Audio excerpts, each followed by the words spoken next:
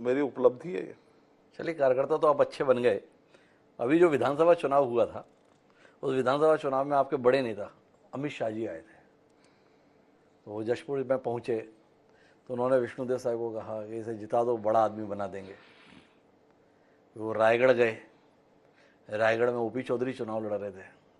विष्णुदेव साहब जी ने कहा इसको जिता दो, बड़ा आदमी बनाना है मेरी जिम्मेदारी। हमने देखा परिणाम आने के बाद में एक व्यक्ति मुख्यमंत्री हो गया, दूसरा मंत्रिमंडल का सबसे ताकतवर मंत्री हो गया, लोग ऐसा मानते हैं। ये सुनील सोनी के भी बड़ा आदमी बनने की कोई उम्मीद इस चुनाव के बाद? नहीं, मेरा अच्छा कार्यकर्ता हूँ, जैसा पहले था वैसे अभी रहूंगा, आने वाले समय में भी रहूंगा। मैंने अच्छा आदमी पे सवाल थोड़ी किया है, ये जानना चाहा कि कोई बड़ा आदमी बनने की उम्मीद। राजधानी रायपुर का इतना समर्थन पार्टी को मिल रहा है, पहली बार ऐसा मौका है कि मंत्रिमंडल में राजधानी का प्रतिनिधित्व नहीं है। हिमांशु जी, मैं आपकी बात को काटते हुए बोल रहा हूँ, मैं बड़ा आदमी बहुत बार बना जी, पार्टी नहीं बनाया मुझको जी। इस शहर का प्रथम नागरिक मेयर बनाया, मेरे को आरडीए का चेयरमैन बनाया, सभापति बनाया, पार्षद बनाया, सांसद बनाया, तो बनाया ना मुझको।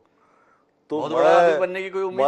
मैं ये सारे बड़े बड़े पद है मेरे लिए, और बहुत बड़े पद हैं, और जिस पद पे रहकर उस पद में काम करके उसको बड़ा करना। सुनील जी, मुद्दे की बात पर आते हैं ना, क्या सुनील सोनी रायपुर के एक सम्मानित नागरिक की हैसियत से इस बात के अभिलाषी नहीं है कि विष्णुदेव साय के मंत्रिमंडल में राजधानी रायपुर का प्रतिनिधित्व होना चाहिए? इसके संदर्भ में क्या कहना है? मैं बहुत ज्यादा इच्छा पाल कर कभी मैंने सुनील सोनी का थोड़ी पूछा, राजधानी रायपुर के प्रतिनिधित्व की बात कही। आम नागरिक के रूप में भी मैं पार्टी के कार्यकर्ता के तौर पे ही बात करता हूँ।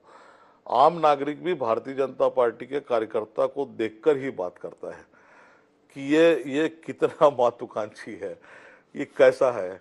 तो आम नागरिक से भी पूछेंगे तो भाजपा को देखता है, वो भाजपा कार्यकर्ता को देखता है कि कैसी दौड़ रहा है। तो वो आम नागरिक से पूछे चाहे कहीं। अभी विधानसभा का मुझको प्रत्याशी बनाया है, इस चुनाव को जीतना, कार्यकर्ताओं के साथ में जीतना, ये मेरी अभी प्राथमिकता है और ये प्राथमिकता रहे। चलिए, तो आखिरी सवाल पर आते हैं। क्या कर देंगे विधायक बन जाएंगे तो? सब कुछ तो कर ही लिए हैं, इतना सब कुछ सांसद के तौर पर कर लिए, मेयर के तौर पर कर लिए, क्यों बनना चाहते हैं विधायक? क्या कर देंगे विधायक बन के आप? देखिए, विधायक के तौर पे सेवा करने का अवसर मिल रहा है, कुछ अच्छा काम करने का अवसर मिल रहा है, तो उसको मैं गंवाऊंगा नहीं। और क्या करेंगे, आपने शब्द बोला तो महापौर के रूप में था तो क्या किया, आरडीए चेयरमैन था तो क्या किया, सांसद तो क्या किया। आने वाले समय के अंदर कभी बैठूंगा आपके साथ में कि विधायक के तौर पर रहा तो दक्षिण विधानसभा के लिए क्या किया, तो सुनील सोनी मुंह छिपा कर नहीं बैठेगा, आपके सामने में गिना कर बैठेगा कि हमने मिलकर सबके साथ में रहकर, ब्रिजमोहन जी के साथ रह के, विष्णुदेव साय जी के साथ रह के हमने ये काम किया करके।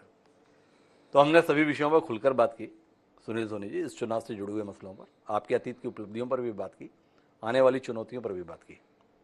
चुनावी संवाद का आखिरी बिंदु होता है जनता से सीधी बात। इस कार्यक्रम के माध्यम से रायपुर दक्षिण की जनता से कुछ कहना चाहेंगे सुनील सोनी? आप हैं और जनता है।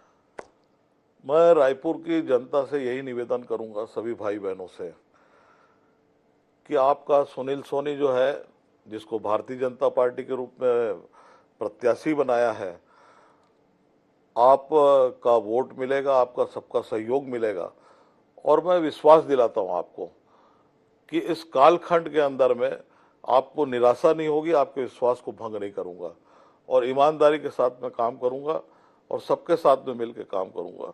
अपने विजन को आपके ऊपर नहीं थोपूंगा, साथ में मिलकर हम इस दक्षिण विधानसभा को कैसा बनाएं, और ब्रिजमोहन जी भी, उनकी के लोकसभा के क्षेत्र के अंदर दक्षिण विधानसभा आता है, हम लोग मिलकर जो है एक और सरकार बनी है, डबल इंजन की सरकार है, सारी योजनाएं आप तक के पहुंचे और आपको इन सब योजनाओं का लाभ मिले, आपकी समस्याओं का निराकरण हो, इस बात का प्रयास करूंगा।